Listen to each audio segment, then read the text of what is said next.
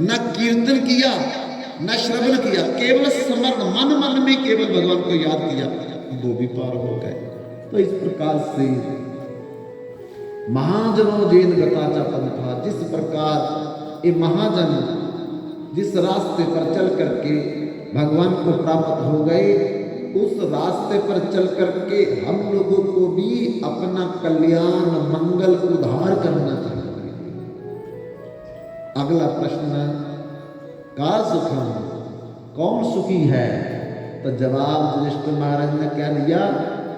संतोषः परम सुखम, जिसको संतुष्टि हो गई है, संतोष मिल गया है कि तेरा पाना लागे मिठा, जो आप देंगे हम उस पर संतुष्ट रहेंगे।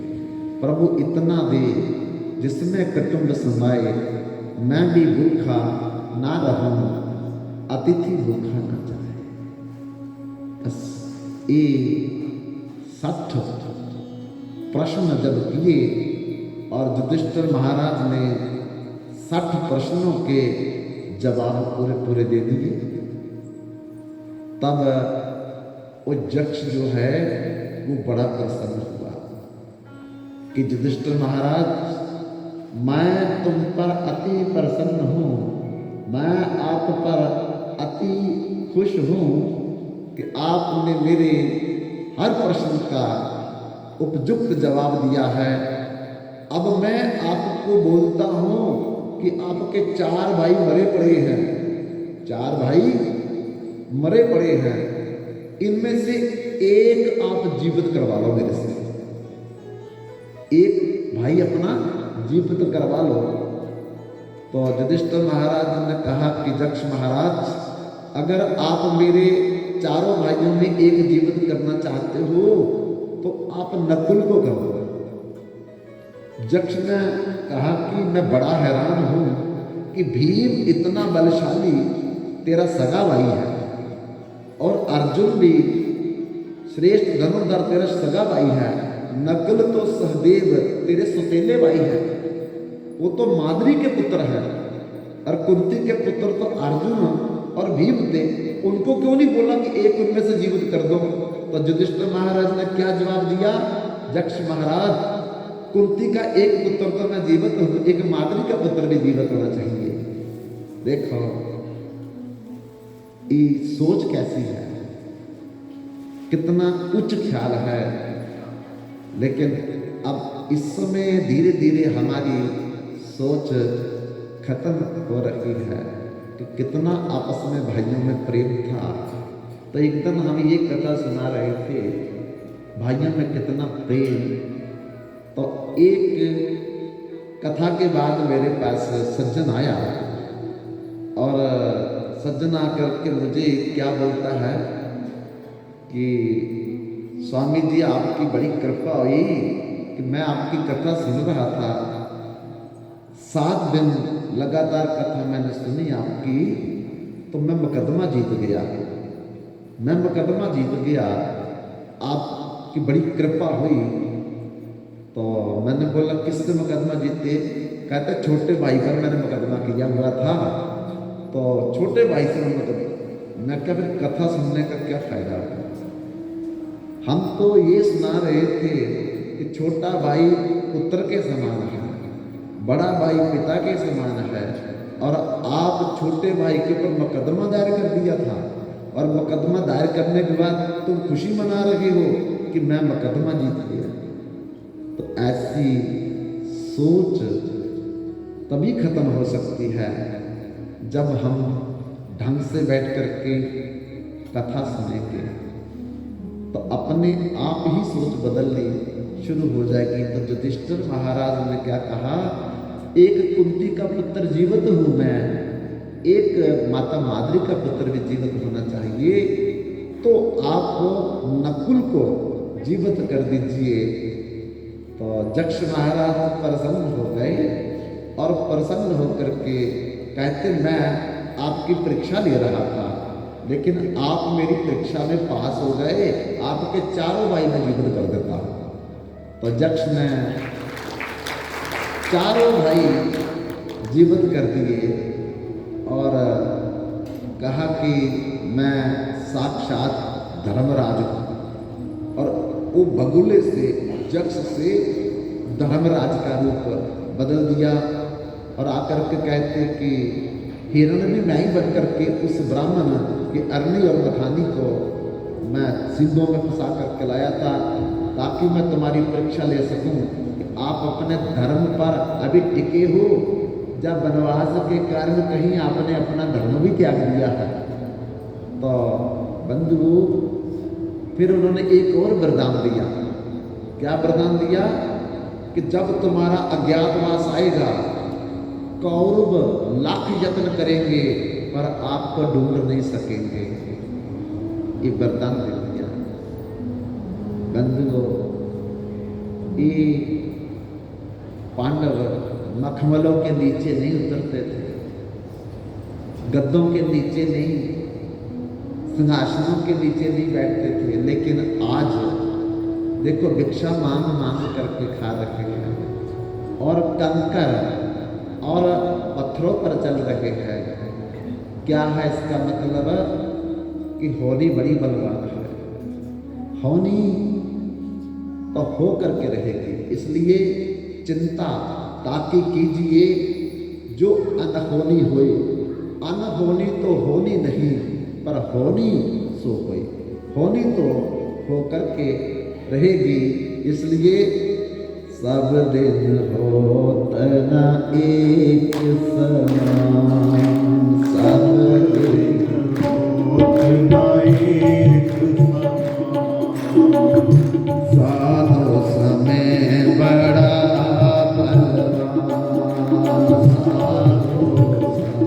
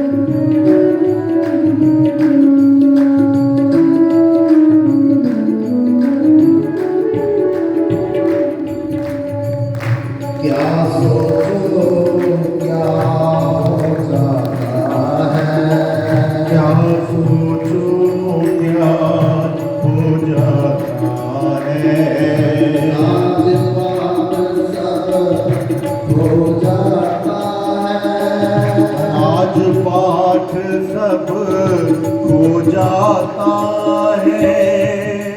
तो चलना चल पाते हैं, कांटों पर ना चल पाते हैं।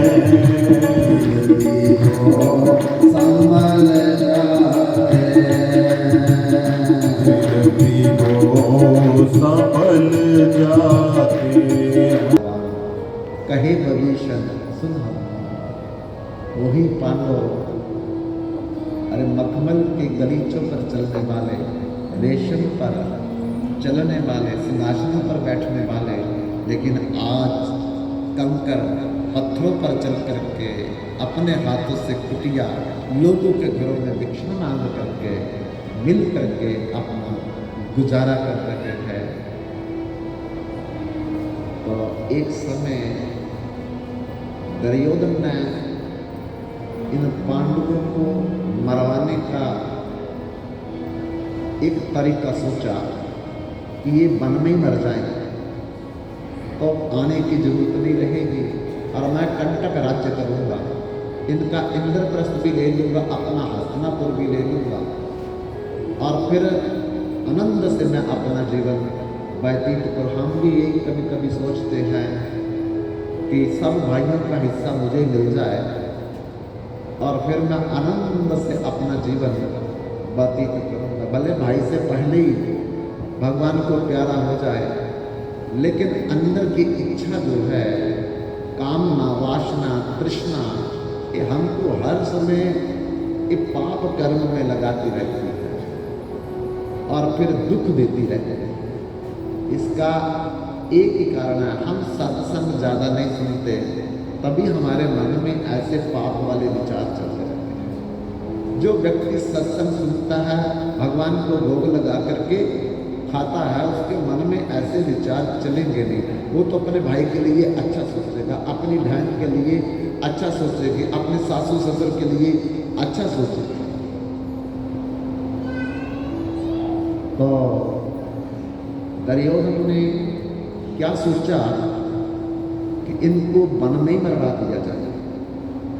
तो क्या योजना बनाई उन्होंने, एक बार दुर्वासा ऋषि को अपने महल में बुलाया और कहा कि हे ऋषिवर, आप जगह जगह भ्रमण करते रहते हैं, तो अब की बार चतुर्मास जो आया है, 4 महीने जो आए हैं, ये सभी संत लोग एक एक जगह पर रह करके भजन करते हैं। इस बार आप अपने 60,000 शिष्यों को लेकर के हमारे हस्तिनापुर, हमारे महल में ही रहोगे। दुर्वासा ऋषि बड़े प्रसन्न हुए। ठीक है दुर्योधन, इस बार हम चतुर्मास पूरा आपके हस्तिनापुर में व्यतीत करेंगे। दुर्योधन ने कई हजार रसोइयों का इंतजाम कर लिया। राजा था, राजा को कमी क्या है, और 60,000 शिष्य लोग हैं। दुर्वासा ऋषि है, दुर्वासा ऋषि के पास कई और भी आते थे मिलने के लिए। सबका इंतजाम 4 महीने तक किसने किया? दुर्योधन ने किया। और दुर्वासा ऋषि प्रसन्न होकर के दुर्योधन को कहते कि हम तुम्हारी सेवा से संतुष्ट हो गए, वरदान मांग लो, वर मांग लो मेरे से। तो क्या वर मांगा? वर ये मांगा कि जिस प्रकार आपने ऋषिवर हमको 4 महीने के लिए अपनी तथा अपने 60,000 शिष्यों की सेवा का अवसर प्रदान किया है, इसी तरह हम चाहते हैं कि पांडव भी हमारे भाई हैं और इस समय वो वन में है। तो एक दिन आप अपने शिष्यों को और आप दोपहर के समय भोजन कीजिएगा। लेकिन दुर्वासा ऋषि ने कहा कब जाए उनके पास? तो दुर्योधन ने कहा कि एकादशी के दूसरे दिन जाना है। एकादशी के दूसरे दिन का मतलब है कि कार्तिक मास, जब चतुर्मास आता है तो आखिरी मास आता है कार्तिक मास, और कार्तिक मास के आखिरी दिन में देवोत्थान एकादशी होती है। दूसरे दिन द्वादशी होती है, और द्वादशी में समय पर पारण करना पड़ता है। अगर समय पर व्रत को ना तोड़े, पारण ना करे तो व्रत खंडित हो जाता है। तो क्या कहा दुर्योधन ने कि जब द्वादशी तिथि होगी और आप दोपहर को जाना। दोपहर को क्यों जाना? क्योंकि युधिष्ठिर महाराज जब वन में रहते थे तो परेशान किस बात के लिए कि भोजन की कोई ठीक से व्यवस्था नहीं हो पा रही है। और युधिष्ठिर महाराज के पास बड़े ब्राह्मण, ऋषि, संत भी मिलने के लिए आते थे, क्योंकि धार्मिक राजा थे तो उनको भी कुछ दे नहीं पाते थे। तब परेशानी के कारण इन्होंने दौम्य ऋषि से जाकर के कहा कि ऋषिवर, मेरे पास बड़े ब्राह्मण आते हैं, संत महात्मा जन आते हैं, और हमारा भी गुजारा ठीक से नहीं होता, तो हम उनको भोजन कैसे करवाएं, दान दक्षिणा कैसे दें? ऐसा कोई तरीका बताओ जिससे हम खुद भी भोजन कर सके और दूसरों को भी भोजन करवा सके। तब दौम्य ऋषि ने कहा कि युधिष्ठिर, तुम्हें मैं एक मंत्र देता हूं, अगर तुम उस मंत्र का 41 दिन गले गले तक पानी में खड़े होकर के अनुष्ठान करोगे तो भगवान सूर्य प्रसन्न हो जाएंगे। जब सूर्य प्रसन्न हो जाएंगे तो जो बात आपने मुझसे कही है, यही बात भगवान सूर्य को बोलना कि हमारा गुजारा नहीं हो रहा, और अगर हमारे पास कोई आए उनको भी हम कुछ नहीं दे पाते हैं, इसलिए वो फिर आपको वरदान में कोई ना कोई उपाय बताएंगे। युधिष्ठिर महाराज को दौम्य ऋषि ने मंत्र दिया, गलगल पानी में खड़े होकर के 41 दिन उसका अनुष्ठान किया, और 41 दिन अनुष्ठान करने के बाद भगवान भास्कर, भगवान सूर्य प्रसन्न हो गए युधिष्ठिर पर और कहा, वरदान मांगो, मैं प्रसन्न हूं आपके तप पर। युधिष्ठिर महाराज ने कहा कि हमारी प्रॉब्लम है कि हमारे पास बहुत से लोग आते हैं, पर हम उनको कुछ खिला नहीं सकते, पिला नहीं सकते, और हम भी कभी कभी व्रत रख करके रहते हैं। कोई ऐसा इंतजाम करो जिससे हम दूसरों को भी खिलाएं, खुद भी खा सके। तो उसी समय बंधुओं, सूर्य भगवान ने एक सोने का कलश दिया और कहा कि ये अक्षय पात्र है, इसको युधिष्ठिर महाराज घर ले जाओ और जाकर के द्रौपदी को देना। द्रौपदी को कहना कि सुबह ब्रह्म मुहूर्त में उठे।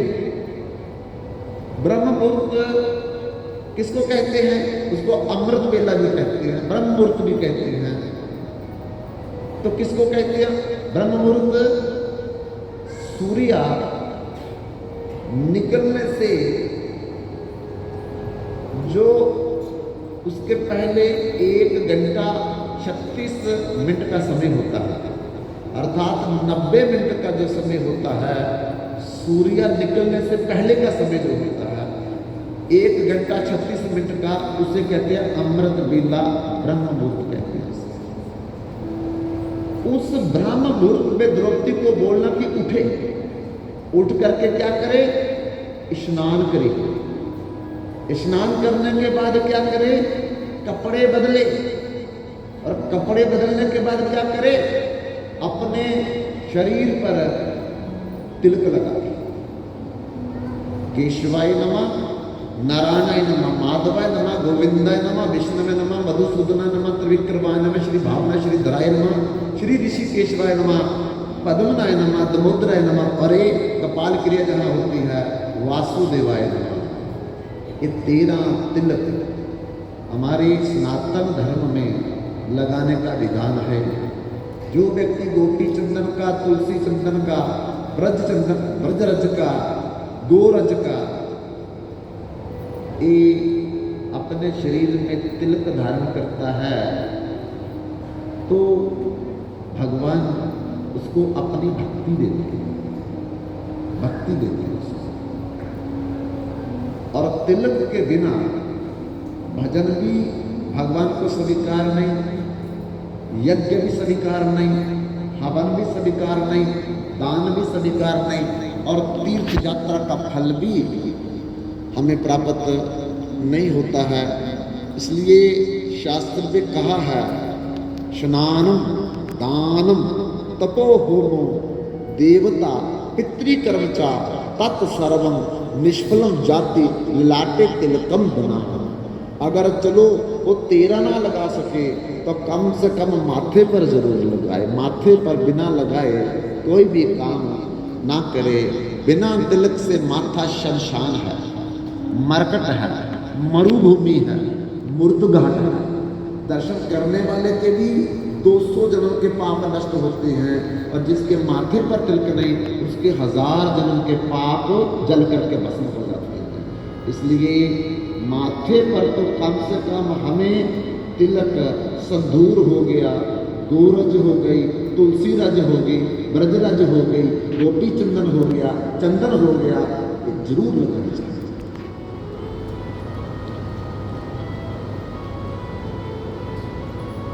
तिलक न थाकी यदि विपर कपाले, कपाल मैंने होता माथे, और थाकी मैंने ना लगा हुआ।